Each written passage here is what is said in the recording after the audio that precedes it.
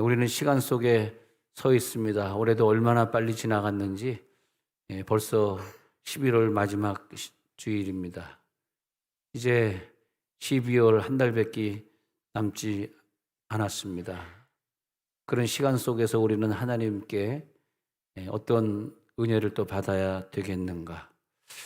우리가 유럽에 여행하다가 대형 박물관이나 아니면 프랑스 루브르 박물관에 가보면 사실 3박 4일 구경해도 다 못할 정도로 작품들도 많고 역사적인 유물들이 많이 있습니다. 이렇게 보면 어떤 사람을 기념하는 그런 장소에 가면 좀 우리나라에는 없는 좀 평범한 거지만 특이한 게 있는데 이렇게 눈물을 담는 병이 있습니다. 그래서 그걸 이제 눈물병이다 그랬는데 그 루브르 박물관 가서 이렇게 사진을 찍어 보면은 이게 못에 쓰는 거지. 그런데 그 눈물병의 특징이 뭐냐 하면 그 눈물을 이렇게 내 눈에 흐르는 눈물을 담은 다음에 그다음에 그것이 밑으로 차곡차곡 쌓여질 수 있도록 대체로 맨 위에 목이 있는 부분, 뚜껑에 있는 부분은 굉장히 좁고 그리고 밑에는 넓어가지고 담겨질 수 있도록 그렇게 만들어 놔가지고 그 사람이 사는 동안 얼마나 많은 눈물을 흘렸는가, 그 왕이 사는 동안 얼마나 나라를 위해서 많이 울었는가, 그것을 이렇게 볼 수 있도록 박물관에 잘 해놨습니다. 그래서 과거에도 그 귀족들이 장례할 때 친구들이 그 사람이 얼마나 정말 우리들에게 영향을 끼치고 우리들이 얼마나 슬픈가 보려 그러면은 그 친구들이 눈물병에다가 눈물을 받아가지고 그 사람을 장례할 때 시신과 함께 친구들의 눈물을 이렇게 담아서 줬다는 전설도 있습니다. 그래서 얼마나 많은 눈물을 그 사람이 흘렸는가, 또 그 친구들은 얼마나 많이 눈물을 흘렸는가, 그렇게 생각을 해 봅니다.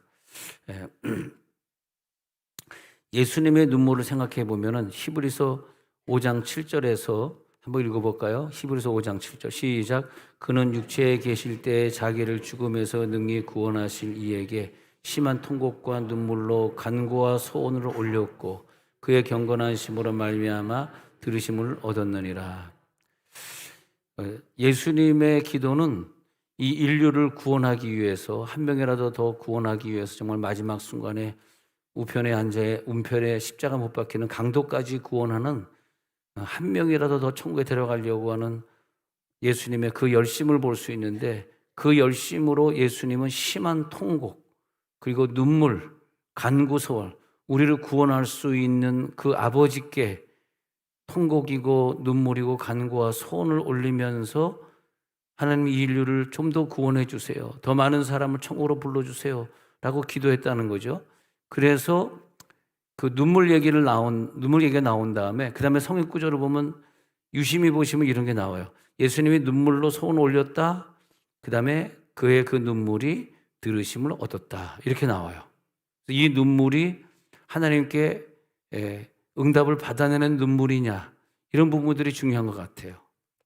우리가 그냥 드라마 보다가 슬퍼서 우는 눈물은 무슨 응답하고 관계없을 거 아니에요. 그렇지만은 우리가 흘리는 눈물이 하나님 볼 때, 야, 내가 너의 눈물을 진짜 봤다, 너의 진심을 내가 봤어. 사실 이 진심이라고 하는 걸 저는 생각해 봐요. 사람이 언제가 진심일까 생각해 보면 눈물이더라고.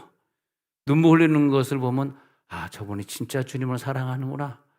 막 자녀를 위해 눈물 흘리는 거 보면, 야, 자녀를 진짜 사랑했구나, 그런 거 볼 수 있고, 눈물 흘리는 거.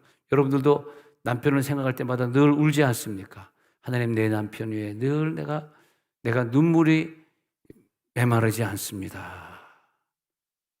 야, 쳐다보는 거예요. 진짜 그런가? 근데 우리들의 눈물이요, 눈물처럼 진심인 게 없어, 진짜. 아, 눈물이구나. 진짜 눈물이 흐르는구나. 그래서 예수님의 겟세마네 동산에서 흘렸던 눈물을 생각해 보면 통곡이 포함된 눈물이래요. 오늘 5장 7절에. 그리고 눈물로 기도할 때 간구와 소원이 눈물과 함께 올라갔대요. 지금 5장 7절. 눈물과 함께 올라가니까 그래서 7절의 마지막 부분에 들으심을 얻었느니라. 참 눈물이 이런 부분인 것 같아요. 요한복음 11장 35절에서 예수님이 나사로가 아프다는 얘기를 듣고 달려가서, 그때는 핸드폰이 없으니까 서로 연락이 안 되잖아요. 아프다는 얘기까지만 듣고 달려갔는데 가보니까 예수님 좀 일찍 오지, 죽어가지고 나흘이나 지났어요. 벌써 썩어서 냄새가 나요. 근데 나사로가 죽은 현장에 가가지고 난 여기서 굉장히 예수님의 그 아픈 마음을 읽을 수 있었어요. 예수께서 눈물을 흘리시더라. 예수님의 마음이 얼마나 아팠을까. 그 지금 울고 있는 그 누이들, 마리아 마르다를 보면서 쟤네들이 정말 나를 그렇게 사랑했는데, 나에게 신방 왔을 때 마르다는 밥도 그렇게 맛있게 지어주고, 또 마리아는 무릎 꿇고 앉아가지고 말씀을 듣던 이 가정, 항상 내 사역을 도와주던 이 가정인데, 그 동생이 나사로가 죽은 걸 보니까 얼마나 마음이 아프겠어요. 저도 그런 것 같아요. 저도 지난 1년 동안, 지난 11개월 동안 여러분들을 위해 참 많이 운 것 같아요. 근데 저는 눈물이 없으리라 그렇게 생각한 사람이거든요. 근데 물론 이제 저는 뭐 어렸을 때부터 교회를 다녔으니까 눈물이 남달리 좀 많았겠죠. 교회 다니면 눈물을 흘릴 수밖에 없는 게, 또 어느 때 이렇게 어느 교회 가서 사역할 때는 그 목사님이 설교 때마다 우는 거라. 그래서 나는 결심한 게 뭐냐 하면, 내가 나중에 목사가 되면 절대 울지 아니하리라. 너무 우니까 처음에는 막 같이 울다가 계속 우니까 그다음에 울음이 안 나오더라고. 조 목사님 또 우네 그렇게. 나는 그래서 절대 울지 아니하리라 그런 생각을 해봤는데, 요즘에 그냥 좀 많이 울었어요. 뭐 여러 가지 사건도 있고 장례 예배도 있었고, 또 신방을 가고 싶은데 교인들은 요양원에 있다고 뭐 한 사람밖에 신방이 안 돼요. 두 사람밖에 신방이 안 돼요. 그러니까 어떻게 교인들하고 또 신방 가기도 그렇고, 그래서 또 교인들을 요양원에 보내놓고도 많이 울었고, 또 요즘은 나이는 한 50살밖에 안 되신 우리 남기남 집사님이 교회 열심히 나오긴 나왔는데 루푸스 병으로 갑자기 중환자실에 의식이 없어져가지고, 이거 루푸스 병이 그렇게 좀 그렇더라고요. 수명도 짧고 이 신장에 피 걸르는 걸 뭐라 그러지? 투석은 돌을 던지는 것이고, 그 투석이니까, 투석을 하는 게 이렇게 오래. 그래서 내가 그랬어요. 이번 주 중에는 투석할 때 어떻게 계속 남편이 따라다니겠느냐. 이제는 혼자서 운전하고 다니고 했으면 좋겠다. 그렇게 얘기를 했죠. 누구한테? 며느리에게. 그랬더니 좀 마음이 아프더라고. 며느리도 내 딸이고, 응? 그렇잖아. 아들도 내 아들인데 내가 혹시 좀 편애하는 건 아닌가. 왜냐하면 투석이라는 게, 나는 우리 교인들이 투석한다 그러지만 별로 잘 몰랐지만, 일주일에 3일씩 가서 투석하는데 누워 있어야 되니 그 사람이 이게 생활이 되겠어요? 아무 직장도 못 갖고, 또 해외여행은 아예 이제 끝난 거고, 그러고 살아야 되니 말이에요. 눈물이 안 나오겠냐는 거야. 그러니까. 그러니까 아주 힘든 거지. 예수님의 눈물은 어떤 눈물이냐 하니까 인류를 구원하는 눈물이니 얼마나 예수님은 더 통곡했겠어요. 우리의 자식을 생각해도 눈물이 나는데, 예수님은 자식 정도의 눈물이 아니잖아. 예수님의 이 눈물. 그 다음에 나는 예수님의 눈물이 얼마나 그 진한 무게가 있는지, 그 나사로 집안에 가가지고 거기서 예수님께서 그 장례를 보면서 눈물을 흘리시더라 이렇게 말씀하시는데, 정말 예수님이 얼마나 이 가정을 사랑했는가. 그래서 보니까 이에 유대인들이 말하되 보라 그를 얼마나 사랑하셨는가. 맞잖아요. 얼마나 사랑하셨으면 그렇게 눈물을 많이 흘리실까. 그렇게 말하는 거예요. 우리가 그 성지순례 갔다가 감람산 쪽에, 이제 감람산 쪽에 가면 좀 기념교회가 사실 여러 개 있는데 눈물교회를 올라간 적이 있어요. 교인들하고 눈물교회에서 언덕위에서 사진을 쫙 같이 찍었는데, 제가 사진을 못 찾아왔습니다만 이 눈물교회를 방문했는데 눈물교회 안에 들어가면은 예수님이 기도하던 그 겟세마네 동산의 큰 바위가 이렇게 중심에 있어요. 그래서 그 바위에 우리들이 물론 이제 이렇게 테두리를 쳐놔가지고 들어가 그 바위를 만질 수는 없지만은 그렇게 눈물이 나요. 그래서 그 예수님이 울었던 그 바위를 중심으로 이렇게 모자이크로 잘 이렇게 성전을 지금은 이제 성당이 됐습니다만은 그렇게 이제 교회를 잘 지어놨는데 이게 이제 산 위에 이렇게 있거든. 근데 여기서 이제 정문에서 나와가지고 산등성 위로 이렇게 걸어 내려가면 뭐가 보이냐면 예루살렘 성전이 보여요. 이게 언덕이기 때문에. 그래서 여기에서 예수님이 저 예루살렘 성전을 보고 우셨구나. 그 생각하니까 그렇게 눈물이 나더라고요. 야, 참 눈물이 많이 난다. 참 이 아프면 나는 정말 평생 건강하다고 생각하고 근데 내가 그런 기도를 하지 말아야 돼. 하도 대상포진이 우리 교인들이 많이 걸려서 하나님 우리 교인들 대상포진이 힘든가 봐요. 대상포진이 좀 내가 다 짊어지고 가겠습니다 했다가 얼마나 대상포진 때문에 죽을 똥 쌌는지 야 대상포진 걸리면 안 되는 거더라고. 내가 여러분들 대상포진을 내가 다 짊어지고 갈게요. 난 이상의 6.25 사변이로 태어난 목사 중에서 이렇게 교인을 사랑한 목사가 나밖에 없을 거라는 그런 생각을 하고 있습니다. 여러분이 나를 사랑 안 해줘도 저는 그렇게 생각해요. 그런데 몸에 대상포진이 왔는데 온몸이 다 그냥 이 물집이 나가지고 그러는데 막 칼로 벤다 그러잖아. 칼로 써는 건 뭐 그건 당연한 것이고 그러면서 내가 병원에 가서 이걸 고치면 안 되지. 우리 박장로님도 내가 짊어지고 가고 우리 이경모 권사님도 내가 짊어지고 가고 다 내가 짊어지고 가야지 했더니 진짜 이게 약을 끝까지 안 먹었다가 죽을 뻔했습니다. 그러면 우리 교회 어떤 의사 하시는 분도 지금 가운데 앞쪽에 있다고까지 얘기 안 하지만 아니 목사님 이거 빨리 초기에 빨리 약을 먹어야 되는데 약을 안 먹었다. 근데 그러니까 이 약을 안 먹으면 뭐 눈도 멀고 뭐 귀도 나가고 뇌까지 가면 뇌도 내가 우리 교인에서 내가 뇌가 나가고 눈이 먼다 한들 그러니까 내가 눈물이 나는 거 너무 아프니까 밤새 아파서 잠을 못 자니까 야 우리 교인들이 이렇게 아팠구나. 근데 이제 앞으로 우리 교인 병 다 나에게 주셔서 이거 안 하려고 이제부터 다시는 이거 안 하려고 그 병을 내가 다 짊어져야 되면 약을 안 먹어야 되잖아. 야 그러니까 참 이게 쉬운 게 아니더라고. 그래서 그다음부터 설교가 바뀌었어요. 여러분 1년에 한 번씩 대상포진 예방주사 맞으시옵소서. 나 예방주사 안 맞고 살았거든요. 예방주사 맞으시옵소서 그렇게 부탁을 드리고 있습니다. 그래서 예수님이 그 눈물의 기도를 보니까 누가복음 19장 41절에 예수님의 눈물을 보니까 이런 내용이더라고요. 예수님의 시작 가까이 오사 성을 보시고 우시며 이르시되 너도 오늘 평화에 관한 일을 알았더라면 좋을 뻔하였거니와 지금 내 눈에 숨겨졌도다. 예수님이 하시는 말씀이 뭐냐 하면 아까 제가 말한 그 눈물교회 그 자리 거기에서 이제 언덕 위에서 밑에서 예루살렘 성전이 보이거든요. 예루살렘 성전을 보시면서 거기서 우셨어요. 우시면서 기도하시기를 야 네가 오늘 평화에 관한 일을 알았더라면 좋을 뻔하였구나. 지금 내 눈에 숨겨졌구나. 6.1 전쟁을 비롯해가지고 이스라엘이 수많은 전쟁하면서 많은 사람들이 죽고 히틀러에게 또 많은 사람이 죽고 수많은 사람들이 죽고 이번에도 큰 전쟁이 일어나고 있는 이런 일들이 계속 벌어지고 있는데 이것 때문에 예수님이 울었던 거예요. 너희들이 메시아에 대해서 좀 알았더라면 하나님만 믿을 뿐만이 아니라 하나님의 아들까지 좀 믿었더라면 너희 민족이 이런 고통을 받지 않을 텐데 그래 이런 고통이 네타냐후 총리가 또 다른 총리로 바뀌더라도 저들이 회개하고 예수 그리스도를 나의 구주로 받아들이지 않고 계속 유대인들이 교만하고 그러면 지금 이게 오늘 끝날 전쟁이 아닌 것 같아요. 제가 볼 때는. 예수님의 이 눈물 보십시오. 수천 년 후에 유대인들이 당할 그 고통을 생각하면서 2000년 전에 울고 계시지 않습니까?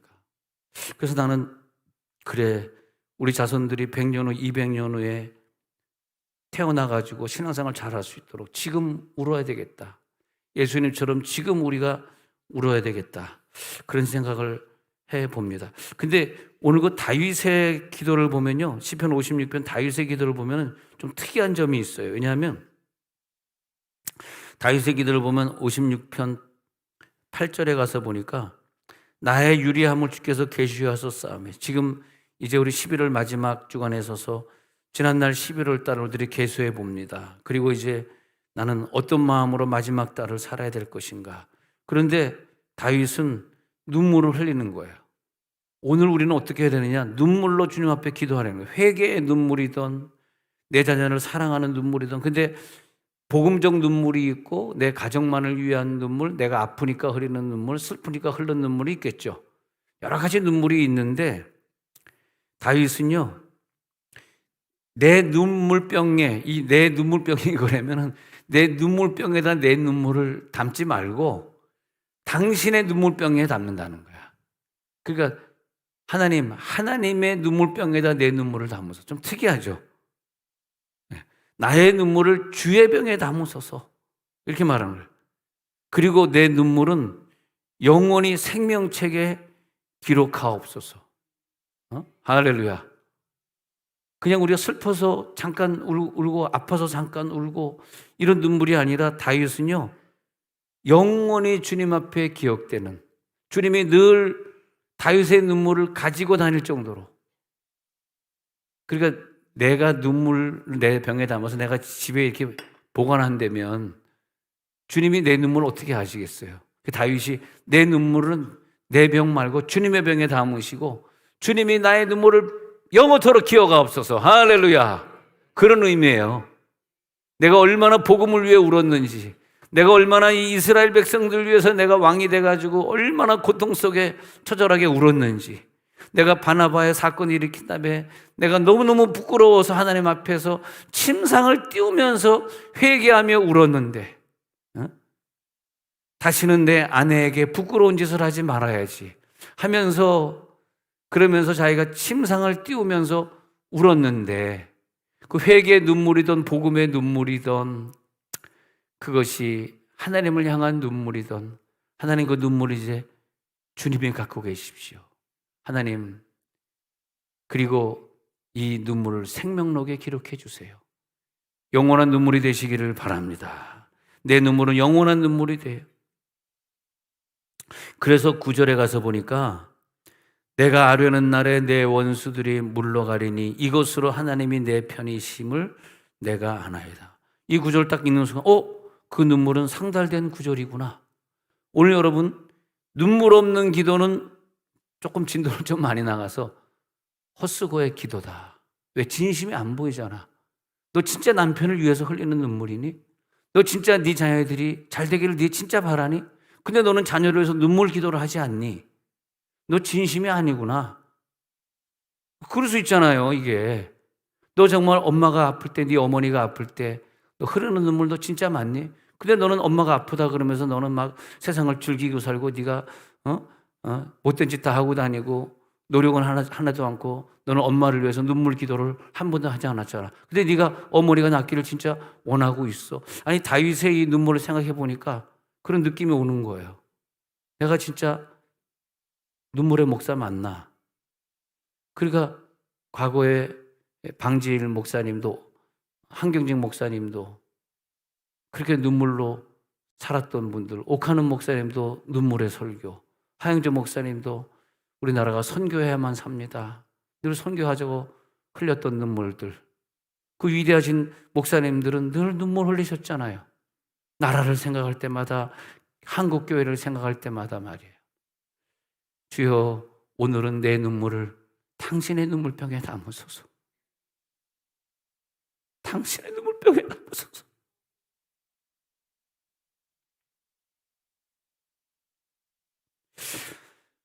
그 영국이나 미국에서 이제 대각성 운동들이 일어나지 않습니까? 대각성 운동이라고 하는 것은 다 뭐냐면 회개 운동이에요. 회개 운동. 그래서 영국과 미국이 이 세계 인류국가가 되는 건 뭐냐면 1차 대각성 운동이다, 2차 대각성 운동이다, 그러지 않습니까?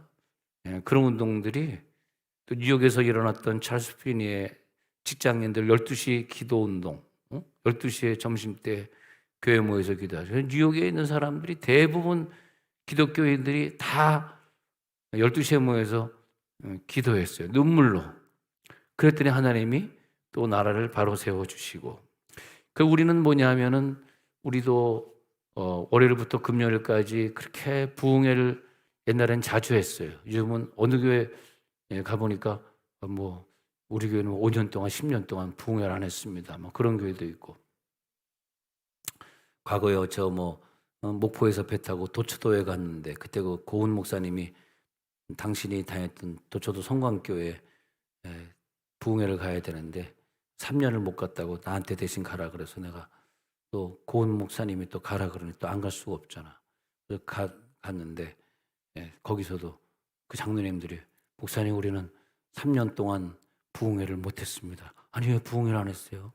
나는 보통 목회하면 한 달에 한 번, 두 달에 한 번은 꼭 부흥회 하는 그런 목회를 지금까지 해왔거든요. 과거에도 그렇고 지금도 그렇고 한 달에 한 번 부흥회 해서 우리가 뭐 인생을 얼마나 더 오래 살지 모르지만 한 달에 한 번은 부흥회 하자. 할렐루야. 나올 사람 안 나올 사람 금방 가려집니다 지금. 한 달에 한 번은 우리가 눈물 흘리고 회개 기도하자. 근데 진짜 도초도에서 그때 페리어는 좀 빨리 가지만 이렇게 똑딱배는 좀 천천히 가거든. 그럼 뭐 1시간 반 막 이렇게 배를 타고 가면 목포에서 배를 타고 가면 근데 내가 거기서 도초도에서 부흥회를 했는데 그 고은 목사님 누님의 남편이 우체국장이에요. 근데 내가 부흥회 하는데 얼마나 은혜를 받았는지 권사님 저 몇 월 며칠 목포에 부흥회 있어서 내려갑니다. 그러면 그 교인들 데리고 배 타고요 목포까지 나와가지고 내 부흥회를 참석해 주시는 거예요. 고은 목사님 누님 부부가. 근데 그렇게 그래. 근데 내가 이제 뭐 얘기하려고 그러냐면 이건 좀 딴 얘기인데 그래서 이제 도초도 성광교회 가서 이렇게 부흥회 안 하냐 하니까 목사님 3년 전에 어떤 부흥 강사가 왔다 갔다가 우리 디게 시험 받았습니다. 그래서 우리는 부흥 강사 싫어합니다. 부흥회 안 합니다. 그래서 대체 어떤 부흥회를 했는데 그러냐니까 문장거 100만 원 200만 원 선도로 이렇게 했다는 거야. 뭐 그러면 100만 원 200만 원 내면 하늘나라 복 받고 대출 받아 내면 빚 뭐 한 10년 20년 갚는 동안에 더 은혜가 되는 건 난 좋다고 생각한다. 문장거 뒷문장거 100만 원 200만 원 50 손들어서. 그런데 그때 그냥 집에 안 보내줘 가지고 다 하늘 앞에 그 작정기도 하라 그래서 했는데 나중에 이 도초도에 사는 사람들 물어봤더니 이제 이혼하고 온 여자들 거기 이제 무허가 건물을 막 섬에다 지을 수 있어. 무허가로 살아가는 사람 돼가지고 사람들 너무너무 그 당시에 이제 여자들이 막 이 과부들이 나가서 이제 뱀을 잡잖아. 뱀을 잡으면 한 달에 한 수입이 3만 원, 4만 원 됐어요. 그 당시에. 근데 어떻게 3만 원, 4만 원 먹고 사? 근데 수입이 한 달에 3만 원 뱀 잡아가지고 이제 납품해가지고 3만 원, 4만 원 한 달에 버는데 거기서 20만 원을 작정했으니 이게 어떻게 해? 갚을 수가 없잖아. 그래가지고 그때 교인이 120명이었는데 40명이 나갔대요. 40명이. 그래가지고 이제 80명 남았는데 계속 나가고 있다는 거야, 요즘도. 예. 근데 그냥 눈물이 나더라고. 하나님, 이 섬에 사는 이 여인들, 정상적인 부부, 정상적인 가정인 사람은 아무도 없어요. 그 교회는, 그 도시는요, 아니, 그 섬은요. 근데 하나님은 눈물이 나더라고. 문장어 할 때가 따로 있지, 아버지. 섬에 와서 문장검은 어떡하냐, 문장검. 그래가지고 설교 끝나고 한 사람씩 나오세요. 예언기도 해줘요. 막 울어요. 왜 이렇게 울어요? 그랬더니 나도 왜 그래 울어? 목사님 40만 원 작정했는데 2만 원밖에 못 갚았어요. 제 주일학교 교사하는데 내가 다음 주도 교회 안 나올라 그래요. 다음 주도 교회 안 나오는데 38만 원 생각이 아까워가지고 나올 수가 없대.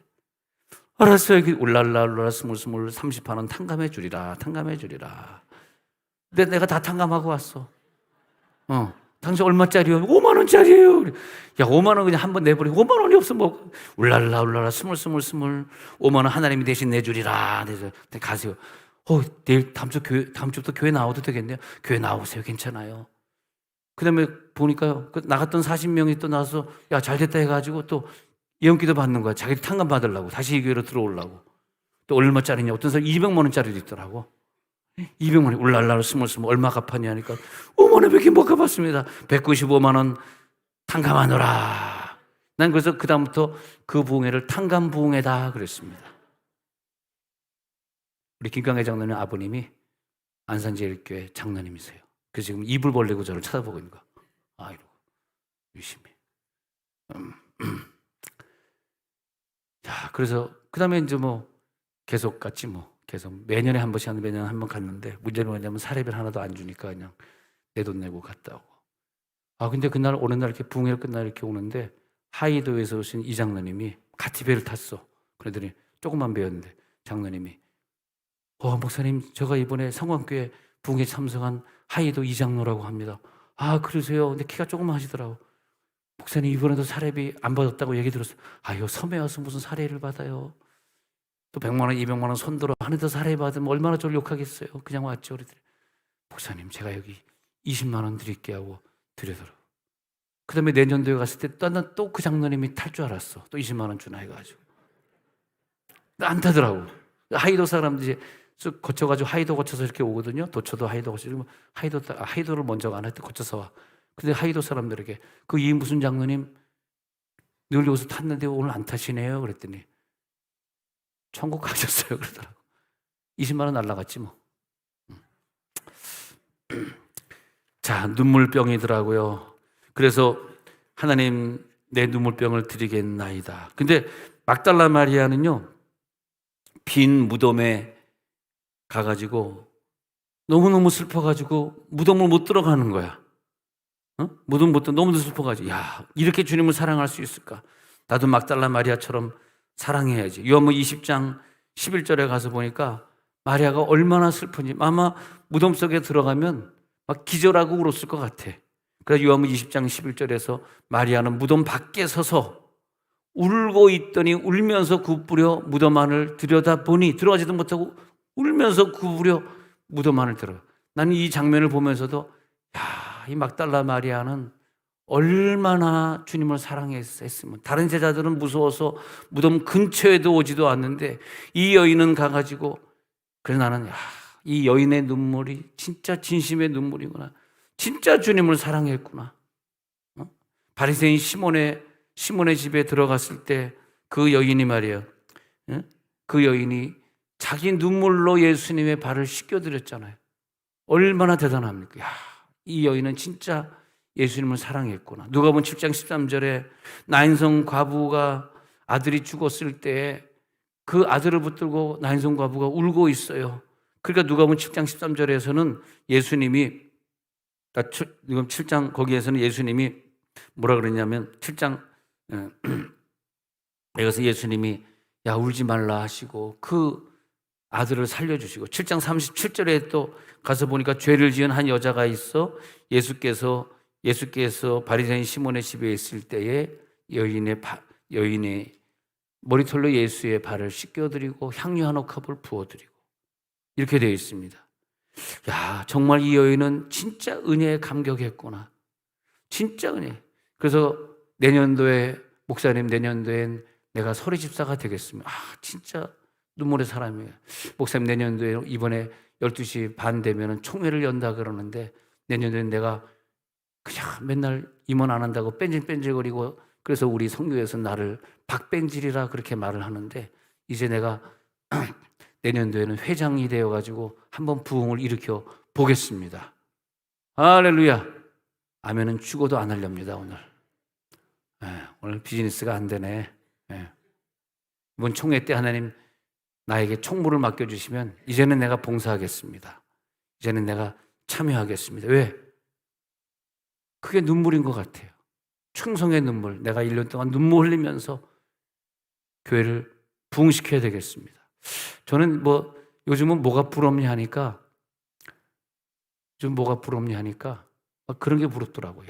그 교회가 그렇게 부흥해가지고 여기도 선교하고 저기도 선교하고 어디에 건축했다 그러고 교회를 100개를 지었다 그러고 어디 저번에도 전주에도 순천에 부흥회를 갔는데 우리 교회보다 교세는 크지 않은데 빚을 다 갚아서 그런지는 모르겠습니다만 선교를 엄청 했더라고요. 건물을 몇 개를 줬더라고. 필리핀의 목사님 이번에 5번째 짓습니다. 그러더라고. 근데 하나님, 난 딴 건 안 부러운데 저렇게 해외의 민족들을 자기 민족처럼 생각하면서 그러니까 그 교회는 기도할 때마다 그 필리핀 교회를 위해 캄보디아 교회를 위해 그렇게 눈물로 기도하잖아요. 아니 얼마나 부러워 그게. 하나님 올해는 예산이 이제 다 짜여졌으니까 2024년은 넘어간다고 2025년도부터는 이제는 더 많은 선교사를 파송하고 근데 그러기 위해서는 24년도에 여러분들이 내가 이제 목사님 이 조직에 내가 부장이 되어가지고 한번 해보겠습니다. 아멘은 끝까지 안 하겠습니다, 내가. 응? 예. 내가 올해는 내가 성가대를 한번 해보겠습니다. 할렐루야. 메시아 보니까 뭐 어저께 메시아 하는 곡들 봤더니 다 쉬운 곡만 하더구만. 우리를 위해 나셨다. 이건 안 하더구만. 도시도레 도시라시 도시도레 도레미레미파 이건 안 하더라고. 세상에 담임 목사가 계명으로 부른 사람은 대한민국에 저밖에 없다 진짜. 다 쉬운 것들, 야 이렇게 쉬운 곡들만 하네. 주의 영광 이거 굉장히 쉬운 곡이잖아. 얼마나 감사합니까? 우리가 메시아를 불러가지고 쉬운 곡이지만은 하게 해가지고 하늘께 영광 돌린다는 게 그 주님이 나에게 주신 은혜를 생각하면 눈물이 안 날 수가 없어. 그 메시아 연습할 때마다 눈물이 나는 거야. 야, 주님의 영광 찬란하리라. 이제 어린아이가 태어나리라는 예언을 메시아로 하면서 여러분 그렇게 보시면요 이상하게 응답받는 게 열왕기 20장 1절부터 보면요 히스기야가 죽을 병에 걸렸어요. 이사야가 그를 신방해요. 그에게 나타나 이르시되 너는 집을 정리해 끝났어. 너는 죽고 오늘부로 끝이야. 너는 이제 집 다 가산 다 정리해. 병들어 죽게 되는 자에게 얘기해요. 2절에 내려가서 보니까 히스기야가 어떻게 살아나 보여. 낯을 벽으로 향하여 여호와께 통곡하며 기도합니다. 여러분 진짜 이거 굉장히 중요한 거예요. 여러분의 기도 제목이 진짜 중요한 거라고 생각되면 눈물 나올 것이고 뭐 이래도 되고 또 나중에 이루어 주시겠지. 내년 아니면 내후년이야. 그런 사람은 절대 눈물의 기도가 안 나올 건데 히스기야는 안 그렇더라고. 그래가지고 여호와여 구하오니 내가 주의 앞에서 진실과 전심으로 행한 것 주의 목전에서 선하게 행한 것들을 추억해 주세요. 그 3절에 보니까 심히 어떻게? 심히 통곡하더라. 심히 통곡하더라. 여러분 제가 눈물이 없었으나 앞으로는 며느리 때문에 계속 울 것 같습니다. 앞으로 주님 만나는 순간 몰라지 병이 빨리 나면 되지만 뭐 요즘에 유튜브 찾아보고 인터넷 찾아보니까 루프스라는 게 낫는 병이 아니라 그러네요. 근데 이게 낫지 않게 해주신다면 아마 여러분 저는 이제부터 매일 눈물 흘릴 것 같습니다. 근데 주의 목전에서 선하게 행한 것을 좀 기억해 주세요 하면서 이 히스기야는 통곡하면서 눈물 흘렸더니 어떤 기적이 일어나냐면 너의 목숨을 15년을 더하게 해주고 그 다음에 아수르 왕에게서 건져내주게 두 가지예요. 15년 연장시켜주는 것뿐만이 아니라 아수르 왕과의 전쟁에서 너를 도와주겠다는 거예요. 와, 눈물 흘릴만 합니다. 알겠습니다. 내가 하나님 고쳐주실 때까지 정말 내가 살아오면서요. 내가 무슨 병에 걸려본 사람이 아니기 때문에 내 병을 위해서 울어본 적이 없어요. 요즘 이제 대상포진 이제 전 다 끝났습니다만은 뭐 대상포진 때문에 좀 울어봤습니다만 그 뭐 내 병 때문에 운 거는 별로 값어치 없는 눈물이지만 이 바울의 눈물도 보니까요. 사도행전 20장 17절부터 바울의 눈물을 보니까 사람을 에베소로 보내어 교회 그 장로들을 청했습니다. 그러면서 이렇게 고백하고 있어요.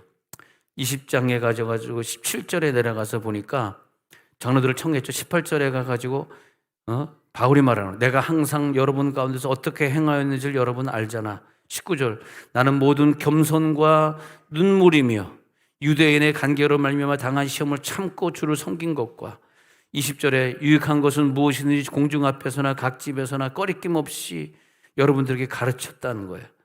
그러면서 22절에 내가 앞으로 어떤 일을 당하는지 언제 순교해야 할지 나는 몰라. 나는 모릅니다. 그러나 각성에서 내게 증언하여 결박과 환난이 나를 기다린다 하시나 24절에 내가 달려갈 길과 주 예수께 받은 사명 곧 하나님의 은혜의 복음을 증언하는 일을 마치려 하면은 나의 생명조차 조금 더 귀한 것으로 여기지 아니하노라. 25절에서 이제는 여러분이 다 내 얼굴을 다시 보지 못하리라. 그러면서 26절에서 나는 근데 모든 사람에게 대해서 물질에 대해서나 피에 대해서 나는 깨끗하잖아. 내가 혹시 여러분들은 혹시 꼬서 안 갚은 거 있어? 그렇게 말하고 있는 거예요. 왜냐하면 27절에 왜냐하니까 나는 꺼리지 않고 하나님의 뜻을 다 여러분에게 전하였기 때문에 그렇다. 그러면서 눈물로 그 장로들에게 에베소 장로들의 마지막 설교를 하고 있는 것을 보면서 정말 눈물 없이는 바울의 이 서신을 읽을 수가 없더라고요. 예레미야는요, 이스라엘 백성들을 쫓아가지고 바벨론까지 쫓아가가지고 울면서 예레미야 9장 1절에서 말하기를, 야, 내 머리는 물이 되고 내 눈은 눈물 근원이 돼. 죽임을 당한 딸 내 백성을 위하여 내가 쥐하러 울리로다.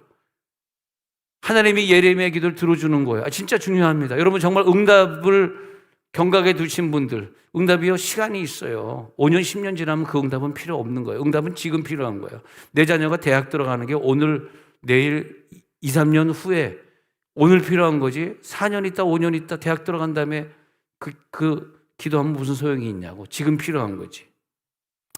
그러니까 회개는 하나님 나에게 오늘 11월 마지막 주간에 12월 한 달을 기다리면서 나에게 주는 눈물은 무엇인가?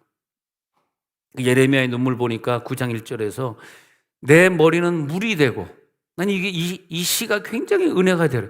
내 머리가 물이 돼 버렸어. 어떤 사람은 농담하다 내 머리에 연기가 찼어, 그런 사람도 있더라고. 농담할 시간이 아닌가 보다. 아무도 웃지도 않으니까. 다시 거꾸로 뒤로 돌리겠습니다. 그거 지워주세요. 자, 다시. 어찌하여 내 머리는 물이 되고 내 눈은 눈물 근원이 되었고. 내 이스라엘 백성들이 죽임을 당하는 거 생각하면은 주야로 울리로다. 주야로 울리로다.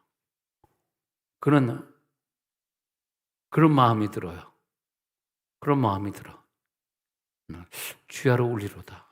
내 나라를 생각하면, 특히 전라도 시민들을 생각하면 그렇게 난 눈물이 나요. 이렇게 늘 도외시 받고, 늘 천대시 받고, 이렇게 못 살고, 하나님 언제 이 백성들은 좀 잘 사는 날이 있겠습니까? 광주에요, 백화점 하나도 없어.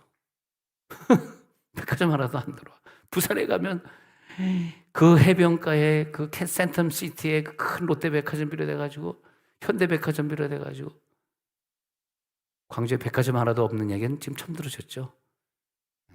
기도해야 됩니다. 우리나라가 평준화되기 위해서 기도해야 되고, 정권도 자꾸 바뀌면서, 물론 이제 운동권의 사람들이 정권 잡으면 안 되지만은 자꾸 좀 바뀌면서 좀 발전이 되어지고, 김대중 때 말이야, 해놓은 건 카이스트 하나밖에 없어요. 아무것도, 길도 하나도 못 들고 끝났어요. 하도 눈치 보느라고.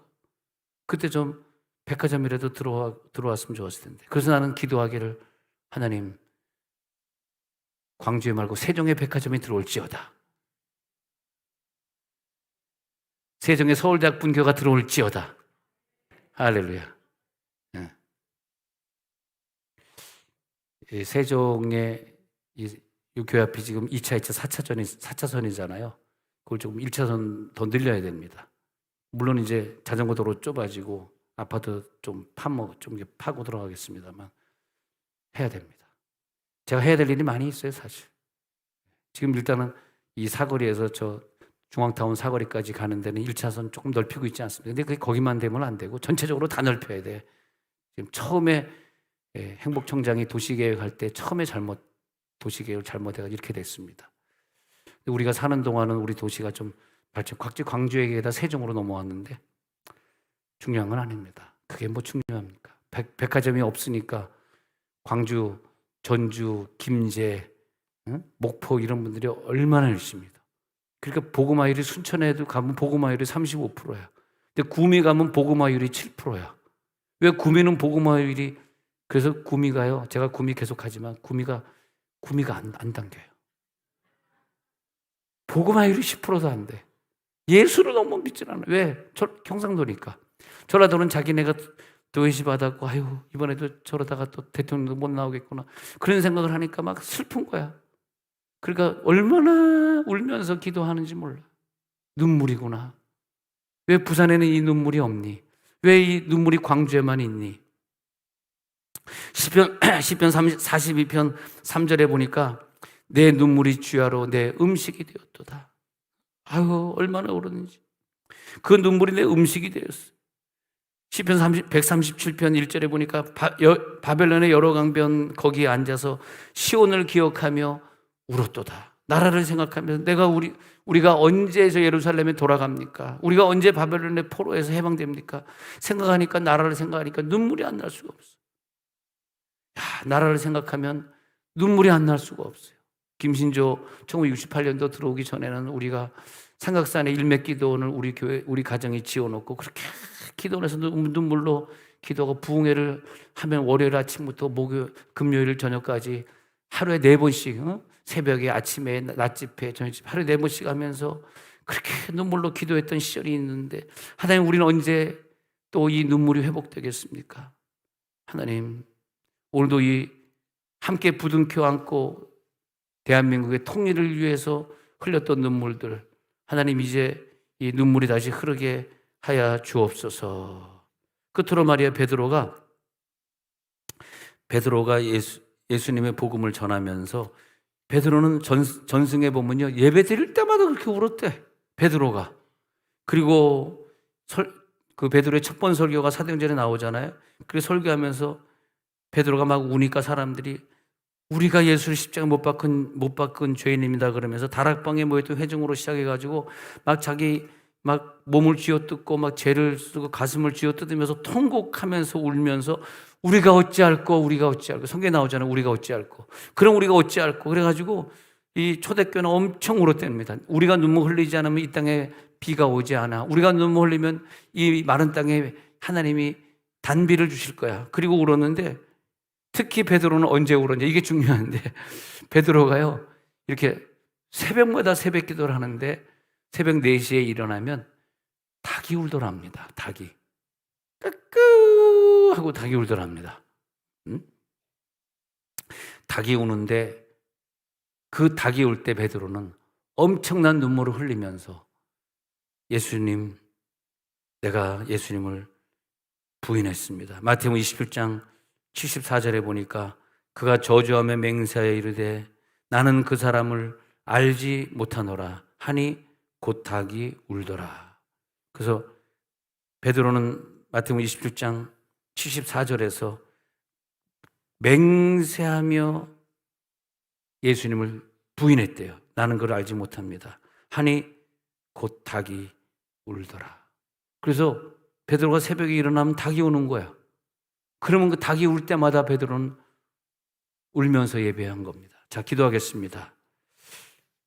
어떤 사람은 닭이 울 때마다 울어야 될 사람이 있고, 어떤 사람은 자기 자녀를 위해 매일 울면서 기도해야 될 사람이 여기 앉아 있습니다. 나라를 생각하는 사람들, 이 민족이 함께 살아야 된다고 생각하는 사람들, 상대방을 비방하고 용서 못하고 하는 자가 아니라 오늘도 눈물 흘리는 자들, 여러분, 눈물을 망각하면 안 됩니다. 내 자녀가 살아야 되고 내 가정이 살아야 되고 교회가 부흥해야 됩니다. 우리는 오늘 눈물의 기도를 해야 됩니다. 하나님, 12월 한 달 동안은 눈물의 한 달 되게 하옵소서. 통성으로 기도합니다.